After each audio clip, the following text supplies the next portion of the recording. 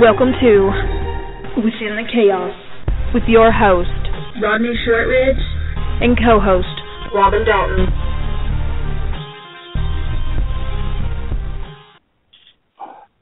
Welcome, everyone, and thank you all again for joining us. I'm Rodney Shortridge. I'll be your... Welcome to Within the Chaos with your host, Rodney Shortridge, and co-host, Robin Dalton.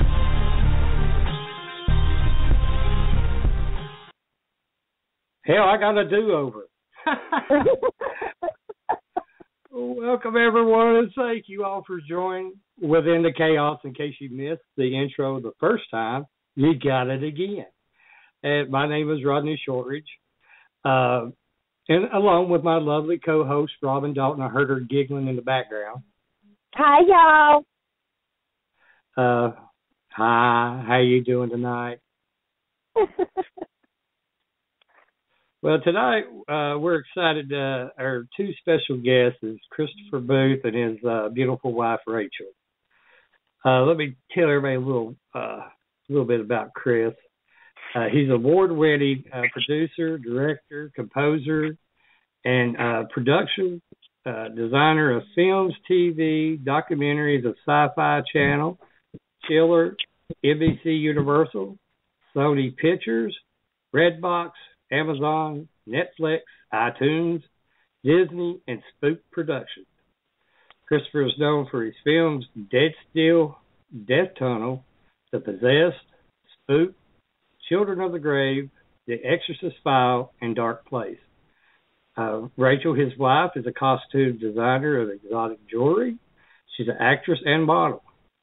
And as soon as they call in, we'll go ahead and put them on. But until then, anybody want to talk about the snow apocalypse that's about to ready to come upon us? Well, the way I see it, if it's coming, I hope it snows out whole deep. I don't want none, no fooling around. Just let it all come, get it over with, and then it can melt and spring can be here. Just give it all up, one big dumping. Yep. Oh, and also, Jeff, want me to tell you, he's on his way. His phone died, and we got that damn hot water heater in. Well, I am glad. He is kind of handy to have around at times. I mean, it helps me to have some hot water now. Yeah. Yeah, I'd say it makes it a lot nicer to wash your ass. Yeah, it's been awful cold trying to wash it here lately. Well, I'm glad that he got it in before it got too bad when he couldn't get over there. Oh, I am too. I do appreciate it. Heck, when I was stopped at Lowe's, they're supposed to have everything waiting and already out for me, but of course they didn't, and I had to wait a little bit. But it's no problem. They were great, good people over there. Every time they walk in, they smile because they see dollar signs. Yeah, it amazes me with you. You never have anything small break. It seems like when you have something break, it's something expensive every freaking time. You know what? I know. You'd think I was a wealthy man. I mean, you never have, something little go wrong, oh, my vacuum cleaner stopped up. No, my vacuum cleaner blew up. Or that's a damn truth. Oh, my God. I had to spend $600 there last week on the van to get the Black Diamond Mobile, as most people call it, get it all up and ready and running. Yeah, we can't be without the van. No, the Connor sisters, they can't wait to go on the road trip with us sometime this year in the BDPS mobile, as they want to call it too. It gets all kinds of names. A lot of people from up here, they call it the mystery machine. I know I've been sitting in the van, say, at Walmart parking lot, and I've had people that would I'll see them in the mirror. They'll walk up behind it and they'll take pictures with themselves in it, and the van. And I don't know if they know I'm in the van or they don't give a shit. It's so funny when we're riding down the road. You ever notice some of the looks we get? Like, these poor people are going to rubberneck and kill themselves just to see what we look like, and if we're for real. Well, I think we got a caller. Let me see if this is Chris and Rachel. Hello, you're on Within the Chaos. Is this Chris and Rachel? Hello, how are you? Oh, it is. How are you all doing? Cold. We're cold, and we're expecting to get like 2 feet of snow. Yeah. Perfect time to build a snowman, don't you think? Oh, yeah, perfect time to build a snowman. I walked out last night, my mom, I said, look at that. It's starting to look a lot like Christmas now. Yeah, I think nature messed up. Yeah, because Christmas here, it was like 65 degrees. Yeah. And we live in the Appalachian Mountains, so that's very unusual. So where are y'all located at right now? We're in Indiana right now. So it is nippy up there. Yes, it's snowy. It's very snowy. Are y'all supposed to get any of this nor'easter that's coming through here? Oh, yeah. That's what they say. Well, Chris, Rachel, since y'all on and you're not too cold, tell, if you don't mind, tell listeners a little bit about yourselves and, you know, how y'all got started and you know, give everybody some highlights about you. Because I've promoted this, and I know a lot of people are just dying to hear you all talk. Yes, those stories are definitely most exciting guests for most people. Well, it all started for me when I was actually scouting to do a horror movie, and we ended up filming it at Waverly Hills Sanatorium. And while we were scouting it, strange things started to happen, and it kind of overtook me. And then, of course, when I got back to Los Angeles, I had pieced together the photos I had taken and the stuff I had recorded, and I caught myself some ghosts on the stuff, you see. And at that point, I got me hooked. And then we started doing paranormal documentaries for the Sci-Fi Channel. Wow. That sounds kind of like how I got started, just doing our group. Once you get some of that evidence, you get hooked. Yes, you do. I mean, I think it calls out to you. You know what I mean? I really calls out to you. Yeah, I think that too because of the stuff that I've seen and heard growing up. I know my uncle had told some stories that I told growing up. And of course, my dad was like, "Don't tell nobody; they think you're crazy." But now that it's more acceptable today, you know, it like you said, it's like a calling. It's like Rodney, they know. Rodney, I've seen your videos. You are crazy. That's an understatement. Yeah. Can't fool it. It's a good crazy though, mate. It's a good crazy. Well, I appreciate that. Well, you wrote a book called Paranoia, The Strange Case of Ghosts, Demons, and Aliens. And you also had the audio book come out just recently. Is that correct? Yeah, I'm wrapping it up right now. I had recorded it for a while, and basically I turned it into an audio book, and I narrated it, and it sounds really good. And then I went ahead and scored some music to it, put some sound effects, and I put the real EVPs and different stuff from our case files all in it. So it plays out very much like a theatrical stage play, very dramatic, very serious, with a lot of emotion, a lot of jumps in it. And it turned out great. And right now we're pre-selling it because we're printing it onto a 2 CD set, which is 2.5 hours of this audio book rendition, and it's truly fantastic. So we're pre-ordering it right now at spooktv.com, and we're only going to print 100 limited editions before it gets released digitally. So if you want like a really cool CD copy that has a great, really nice graphic art cover, and it also comes with a cool poster, and it's autographed and signed and numbered. So we're doing that right now. Also, there's some really good music, and he did sound effects in it. It's like a radio theater. It's like it gives more than just the visual. It gives you sound effects and stuff. So it's really awesome. Listening to Chris do the work on it was just amazing. Well, I know that Rachel, you're on the cover of the book. Are you also going to be on the cover of the CD for this? Yeah, she's on the front cover, and she's also on the poster, and she's a little more revealing on the poster. We did a very spectral, very sexy paranormal.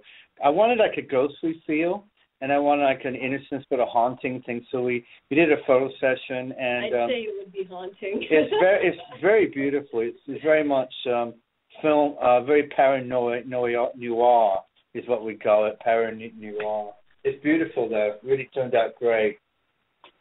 Oh, I've seen the photos you've done of her, and you cause my mouth to drop all the time. I'm like, wow. I love the poses. I love the outfits. Oh my gosh!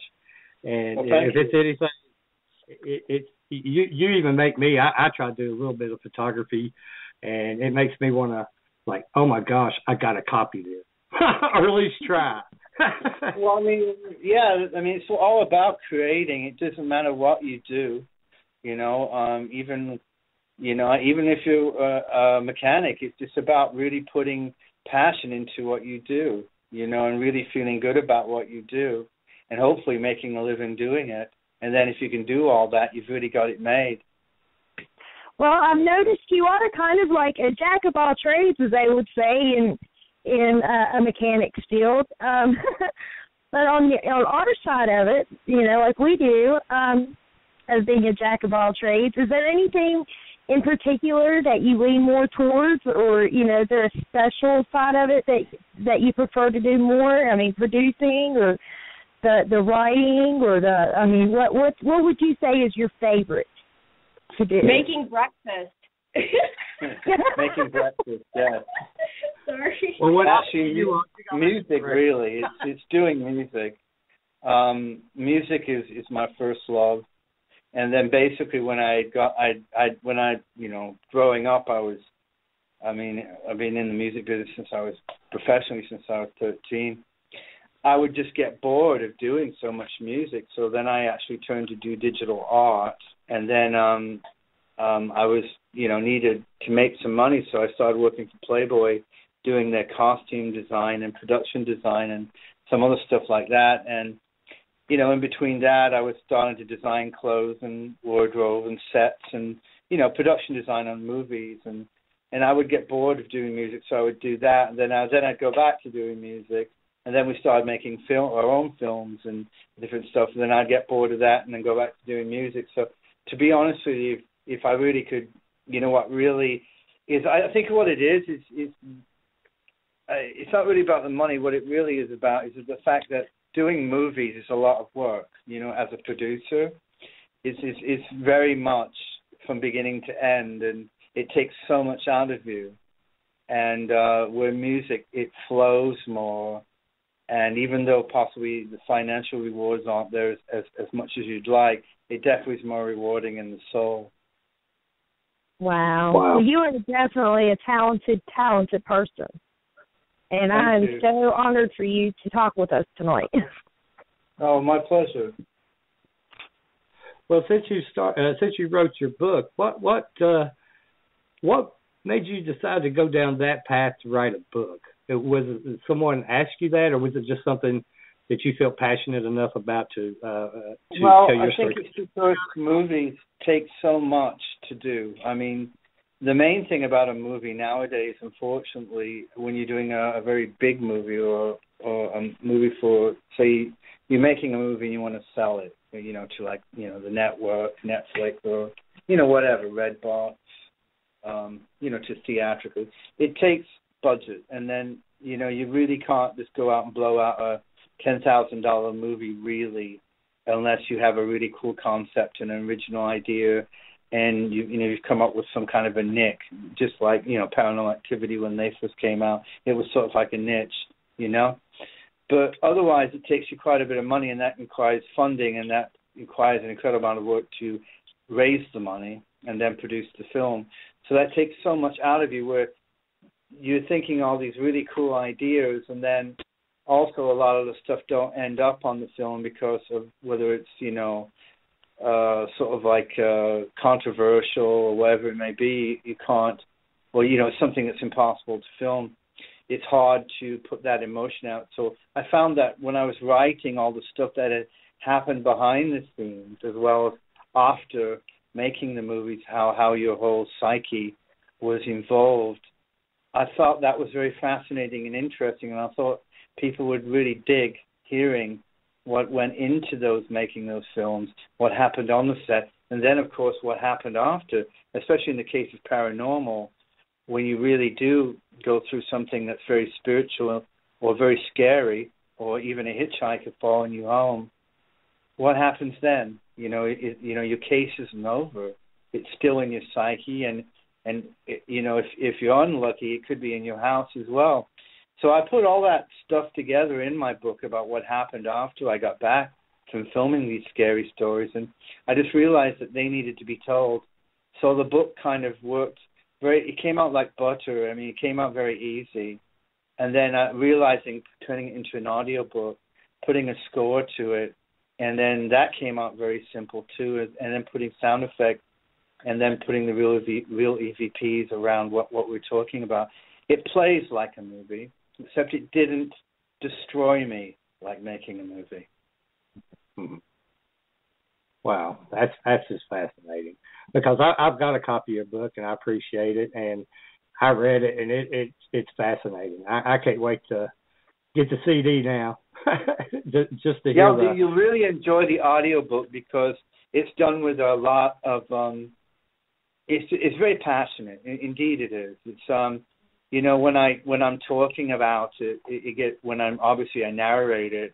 2.5 hours, my voice. You can even hear my voice getting a little coarse, but it's like telling like the Native Americans tell really good ghost stories, when you sit around the fire. If you've ever had the privilege to be on a reservation and sit around and have the Native Americans tell you some of their stories, you can't help but be intrigued and fascinated and overwhelmed. And I think the book turned out that way, especially the audiobook, because it sounds like you're sitting around the fire listening to an incredible adventure, and it's just, wow. And I was very, very proud of it. And it's, like I said, it's up for pre-order right now, and it will be shipping the week of February 8th. Okay. Wow.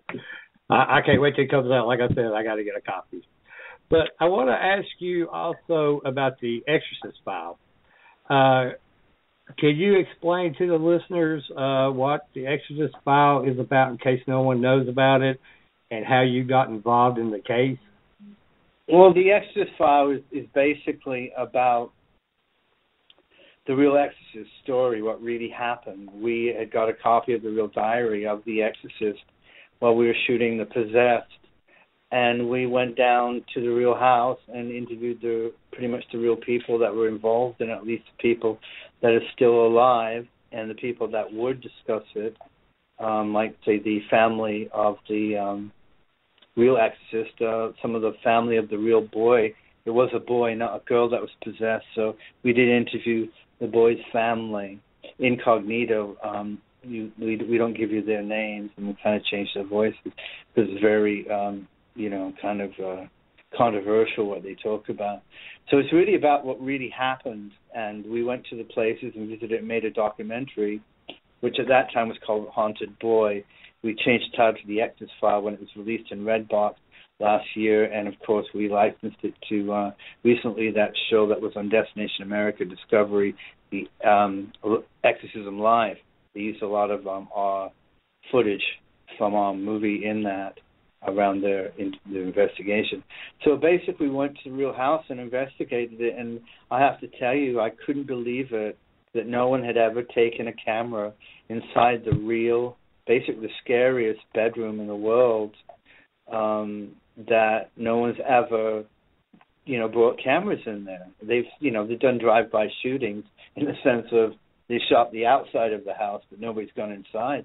And we were the first to do that, and then actually do a paranormal investigation in it and document what had happened, which is very dark and tormented and very oppressed. So that's basically what the Exorcist File is out. It's what really happened, and we take you in the real location and tell you the real stories of what went down. That's awesome. Now, were they? I mean, like you said, that was a very traumatic thing, and were they receptive to you even from the beginning to come in and do this, or did it take some meetings and talking and a group called Paranormal Task Force, which actually Sandy Oates and Greg Myers helped coordinate everything in that show, and they actually scored a lot of really cool research and evidence that nobody knew about. And at that point, it started flowing like butter. It seemed like it had to be meant to be, guys, because it was too easy. When things go easy, it just flowed. And there are some things you do in life that take forever to get accomplished. And there are some things that just, like a piece of cake. I mean, it's so easy. And that was just one of the shows that was so easy. And everybody was very receptive to it pretty much. Well, I watched the show, and I thought it was fascinating.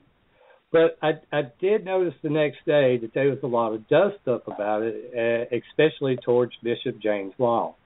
The Exorcism Live, you mean? Yeah. Live? Yeah.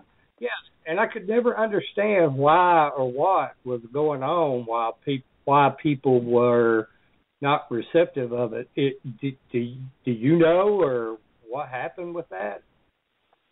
I don't really follow that. I mean, basically, I was there to bring the real diary down there and talk about the motion picture, The Exorcist, of what sort of reaction it had, and they did a pre-shoot with me, and then they brought me down that night basically to talk about the diary. And I think what had happened is, it was marketed so heavy as an exorcism that it was almost, in some senses, it was meant to fail in a way, because unfortunately the public, when somebody hypes up something like, hey, you're gonna go get an ice cream, or you're gonna go get a beer, and then when you get there you don't get a beer, people or whatever get upset about it. And I think what had happened is they had hoped they were going to see, a devil jump out of somebody or something.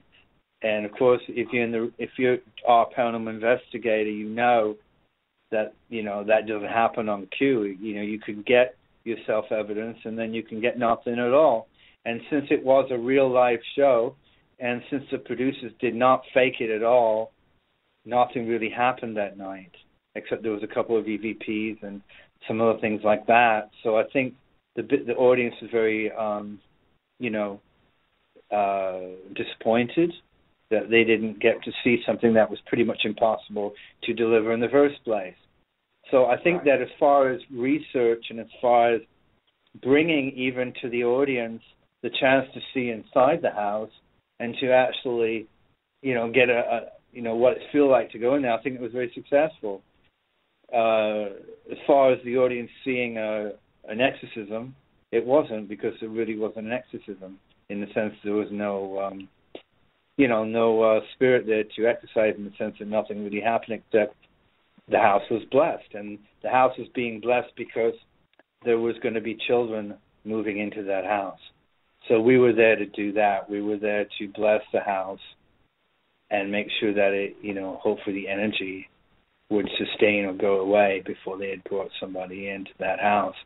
So I felt very relieved that we did what we had to do. Unfortunately, Bishop James Long and Chip Coffey got most of the bad vibes from it because they were the one basically doing the exorcism. And unfortunately, nothing really happened that was overwhelming that could live up to such a high par of exorcism live, if that makes sense.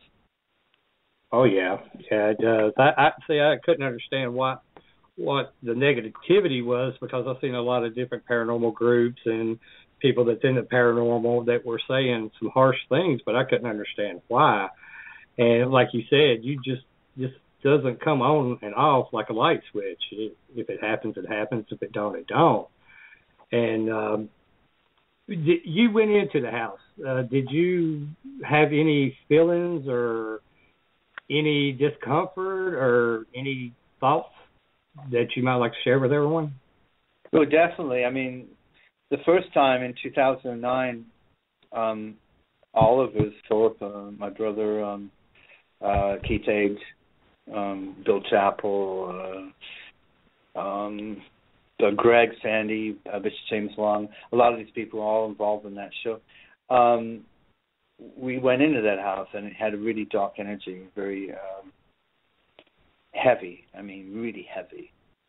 And when we were filming Exorcism Live, when everybody was at lunch, I went ahead and went back into that house myself. And I wish I didn't do that, because I actually had done that right before they filmed me.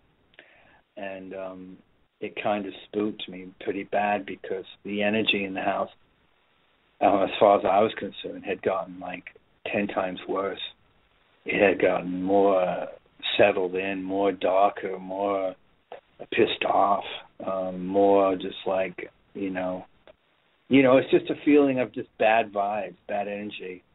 See, people don't really understand. People, when they go in and they do blessings or like the first rite of an exorcism, and the minor rite of an exorcism, or the concept of a blessing, is you're there to get rid of the bad energy. It's like smudging. You're there, or saging your house.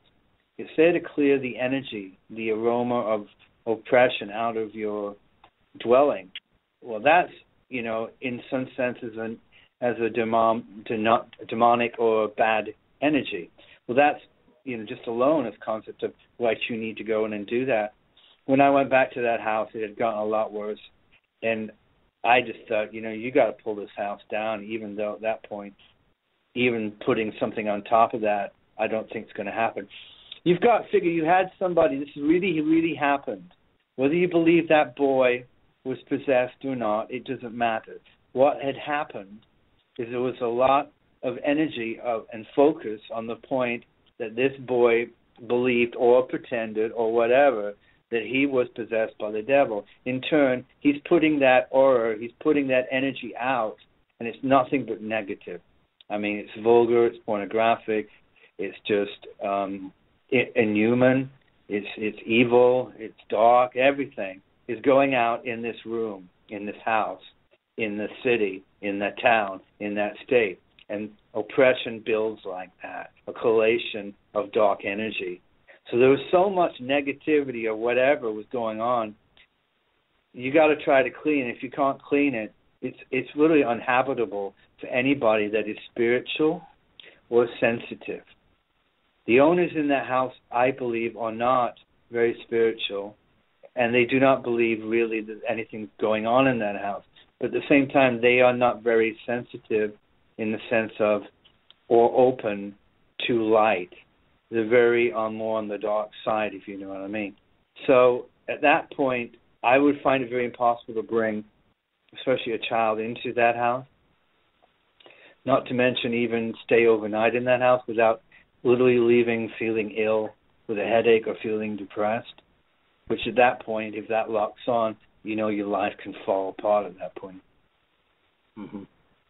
Now, when you go into places like that, from what I gather, I mean, I may be wrong, but you seem like you do have a spiritual side to yourself. Do you do anything to guard yourself before you go into a place to try to protect yourself from anything attaching to you? Well, the more that you get involved in it, the more you open up to bringing home, darkness, becoming empathic, having empathy, and you're starting to feel sorry for the world. I mean, just alone, Facebook has turned into a mess. There's so much negativity and fighting and shit like that going on that you don't even want to sign on anymore, which is sad because, it's supposed to be friends. It's supposed to be people promoting togetherness and that, but not, there's so much. They use it as a tool to cause, terrorism and paranoia and controversy and propaganda. And you need to stay away from all that stuff. And so the more sensitive you become, you might find it harder and harder to actually return to anything that is sad, truly darkly haunted. At the same time, there are places that have beautiful energy and ghosts, like Ashmore Estate had a very, that, and we had done a place in Mobile, Alabama, the DAR, the Daughters of the Revolution house, that had two beautiful energies in it, as well as Ashmore Estate in Illinois, Ashmore, Illinois. They had a beautiful energy where they walk, if you're lucky to have them bless you, for them to walk through you, you feel an incredible tingle, an incredible enlightenment.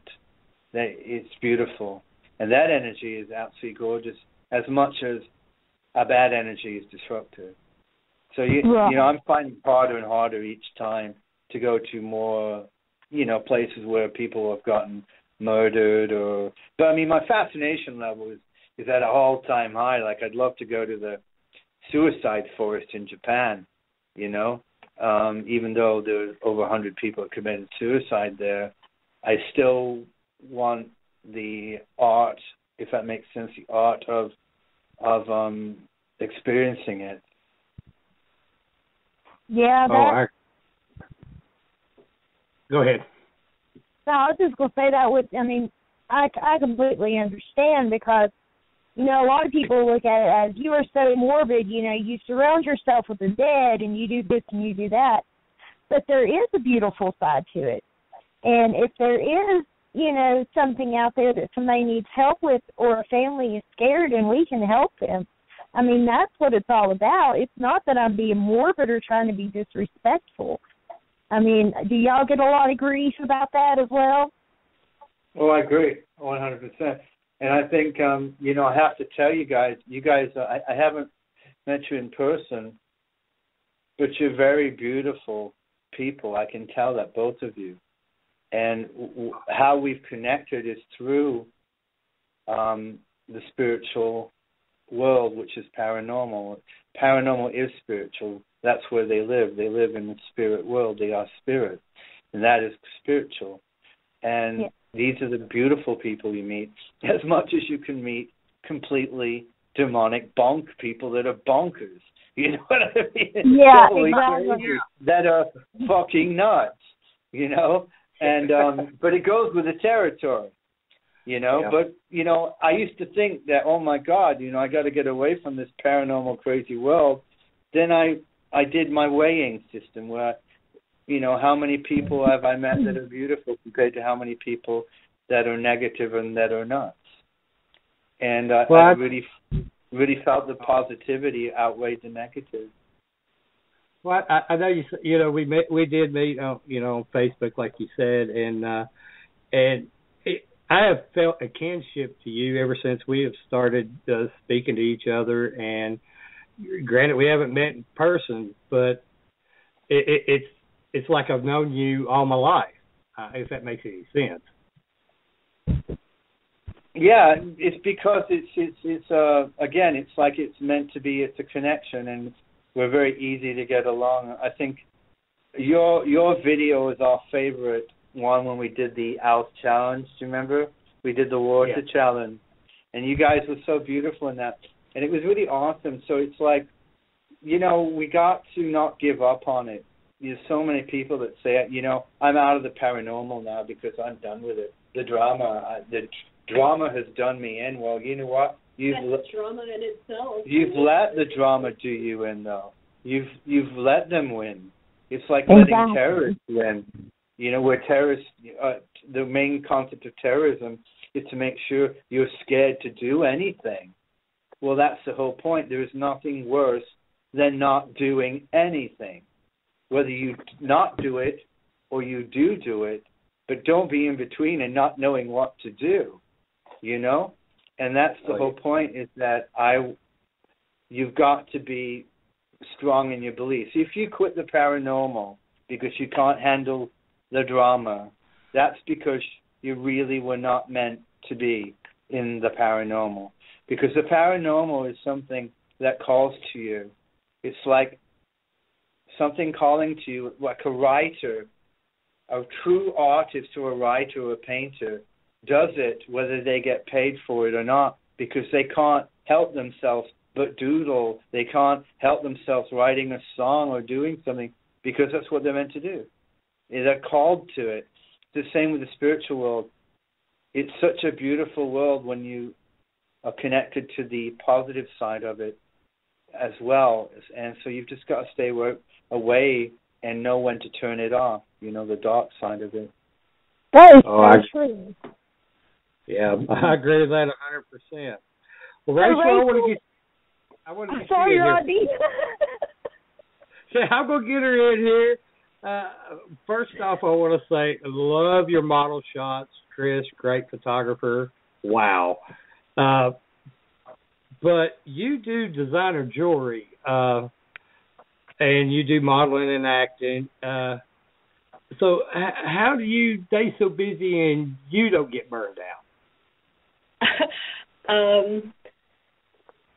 I sleep past noon. That always works.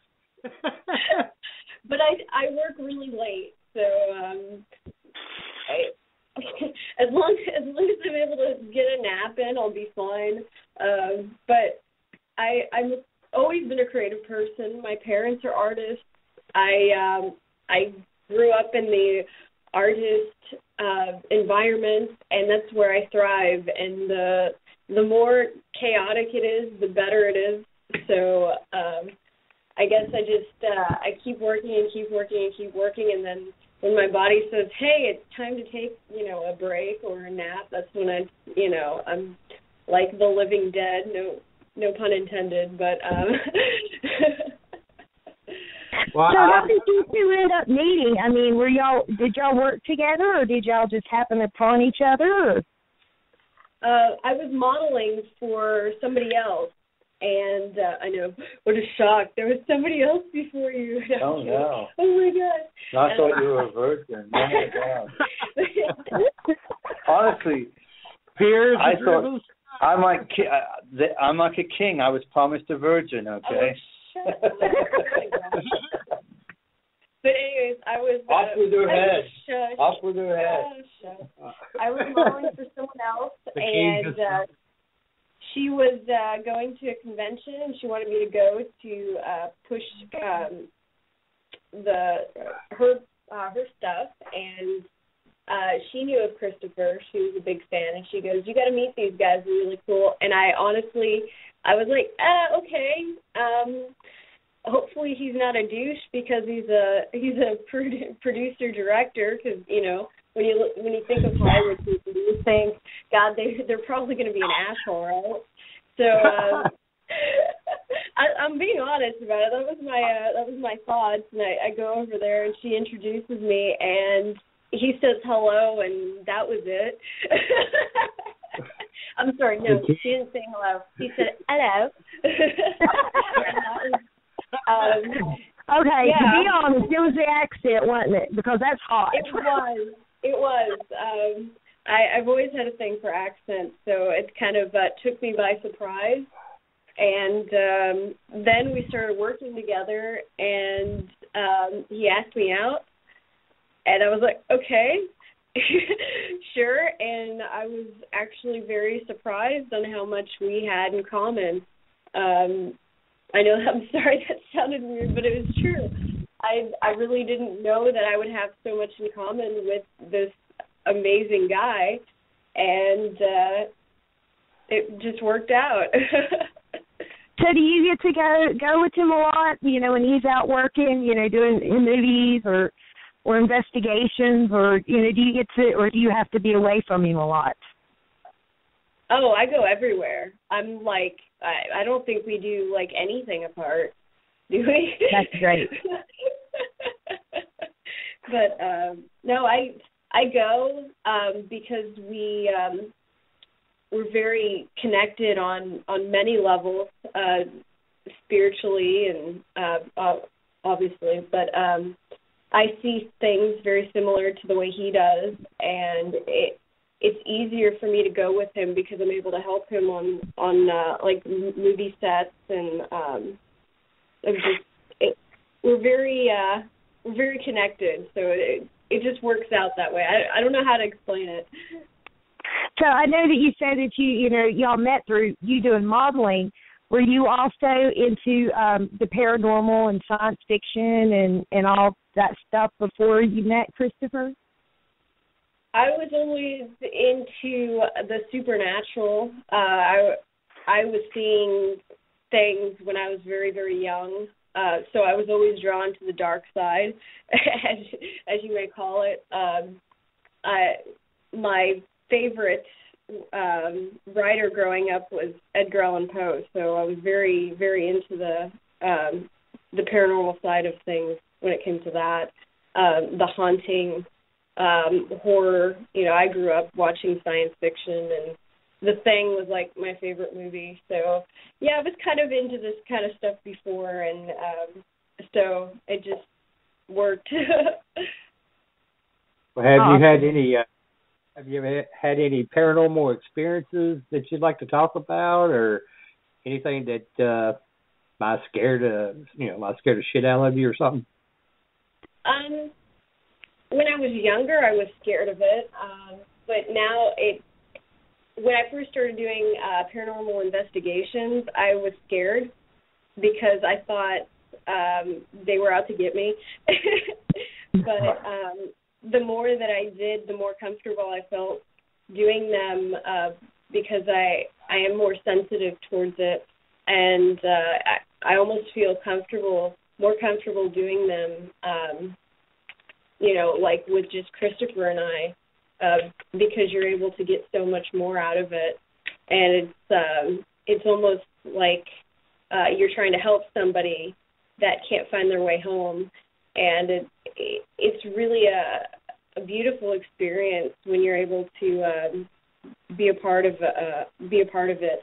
So exactly, it really is. You hit it right there.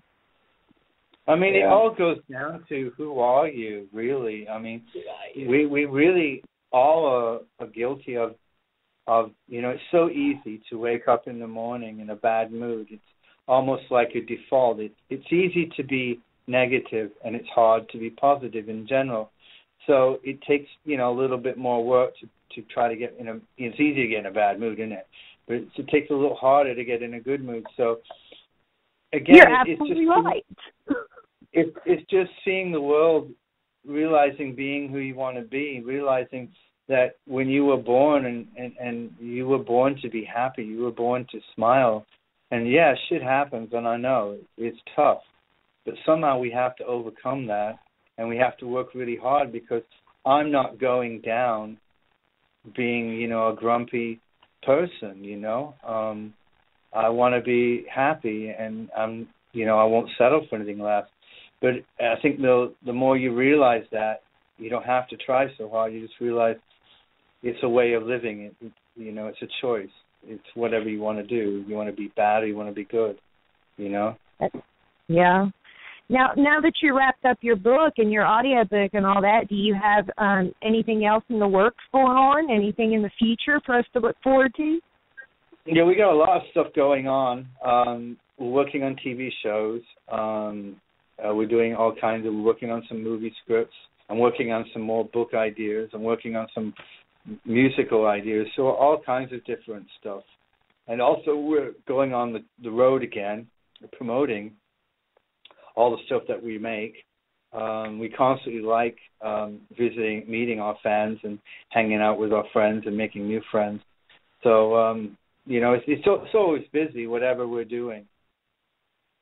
Well, you obviously need to head down here to Virginia, in West Virginia, and let us meet up with you, and we can go hang out. Well, definitely. I've actually talked about shooting a movie down in West Virginia last week. So hopefully, if everything works out, that would be awesome. Yep. I think we've been around each other too long. We use the same words all the time. I know, and you're sitting here asking questions that I was going to ask. Sorry. No, don't apologize. I appreciate it.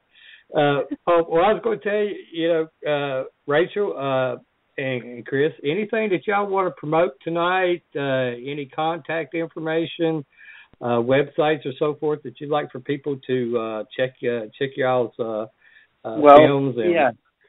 Well, on movies, if you're in Amazon, if you have Amazon, all our movies are on Amazon Instant Video.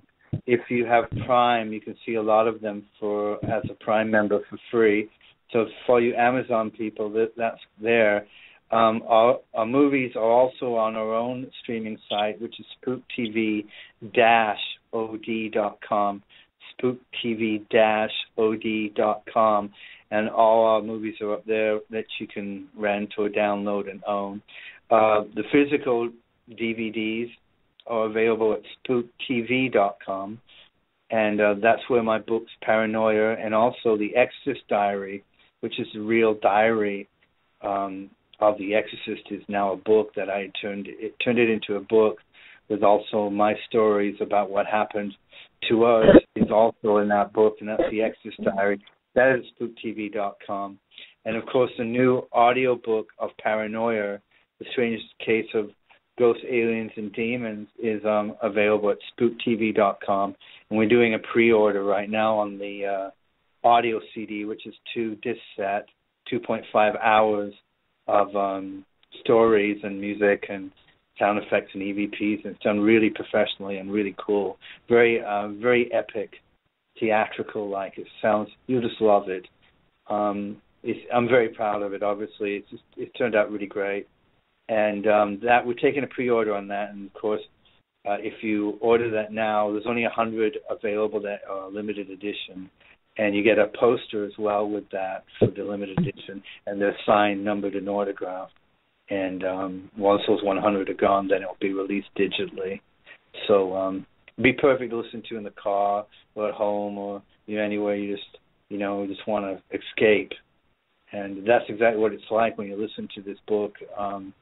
You fall right into it. You can learn stuff. You can just drift away into it, and hopefully you'll be inspired as well.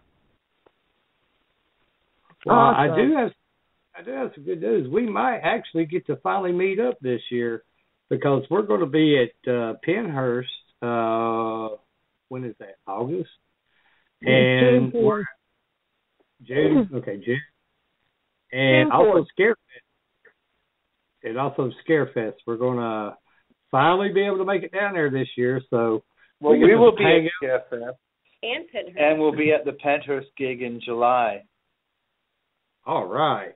See, now we finally get to meet, and let's see how you English drink compared to us hillbilly boys. With oh boy. Oh, is that a challenge, Rodney? Is that a challenge? Oh, my God. Is that a challenge? Oh, whoa. Okay, he's going to start throwing ice at your head. He's going to throw ice at you. I'm just warning you. And knives. And possibly ketchup. So beware and move all the ketchup. Now, Rachel, I know I follow Christopher on his page. Do you have a Facebook page for fans to follow you? Yes, I do. I still have room for friends, unlike Christopher. But you can friend me. I'll accept.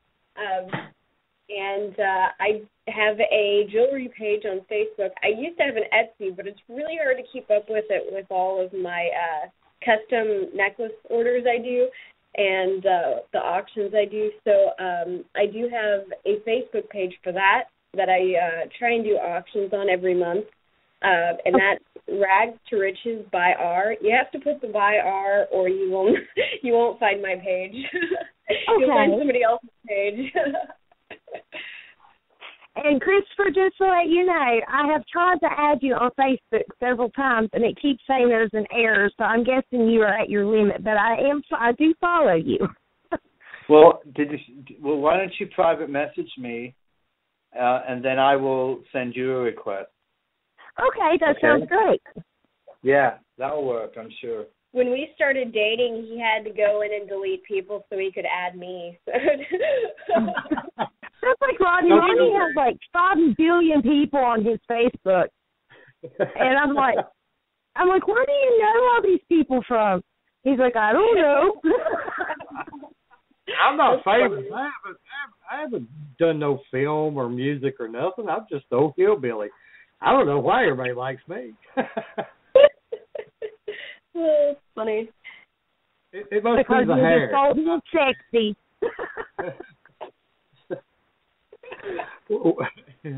Well, Chris, Rachel, I do appreciate y'all coming on the show. I mean, it's an honor to speak to you all and also to challenge you. It's the English against the, well, I guess you could say the South. The revolution starts again. Well, I'm the north of England, so it's like the north against the South. There you go. There we go. I'm a Southern girl, so that doesn't work. Well, the north against the South, north of England to the south of America. Yeah. Well, see, go ahead, Rod. Sorry. I'm part Scottish and part Native American, so I'm kind of like all over the place. Well, I'm purebred West Virginia. People look down on me, I'm sure, but I don't care. Hey, you're not short. You're fun size. That's right. Package size. It has definitely been a pleasure, and I look so forward to being able to meet up with y'all in person. Yeah, I look forward to it, too. Yeah, we'll be able to put a real face to your name instead of a picture. Just watch a video. Go to our website, www.blackdiamondps.org, and you see all kinds of video of her. All kinds. We got a section in there for bloopers. You'll see her. Oh my God. Well, I work better with the people who's already crossed over. You guys are funny. I enjoy your videos. Thank you. I enjoy y'all's videos, and I enjoy your photographs. That's the reason why you see me liking all of them. Like.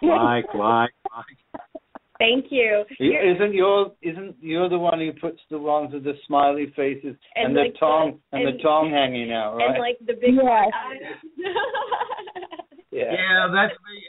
And I have commented on a few. I was like, oh my gosh, dark and sexy, or the mistress of the night, or oh my God, that's going to get me in trouble. I'm going to go to jail. Oh God. I'm not underage, okay? Jeez. No, don't think of it in my mind. That's the problem. You go to jail for that shit around here. That's funny. Well, I appreciate y'all coming on. It was a joy, and I know y'all are probably busy and get ready to enjoy this snow as much as we're going to. Oh, God. Yeah, inside next to the heater.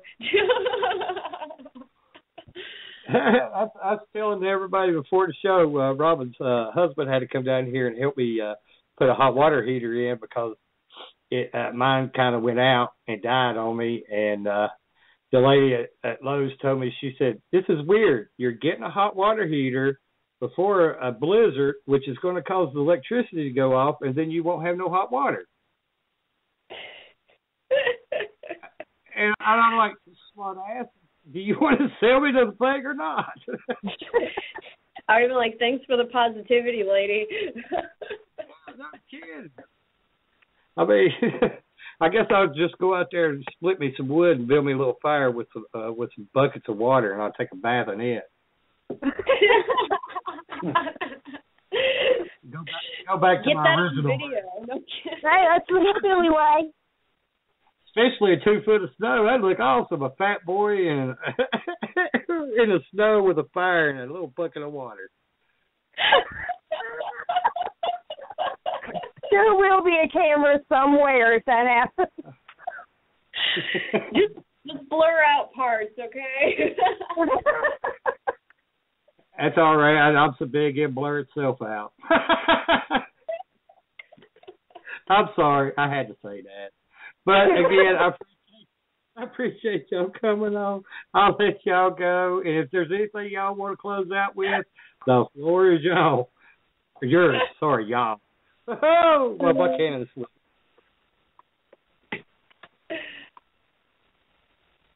Okay, but y'all want to say anything before we leave, or before y'all leave? Well, thank you for having us, okay? Thank you. All right, and I look forward to seeing you. And God bless everyone, okay? Oh, you're welcome. You as well. Thank you. Y'all have a good one. Look I forward to appreciate meeting it. you guys. I'll look forward to meeting y'all.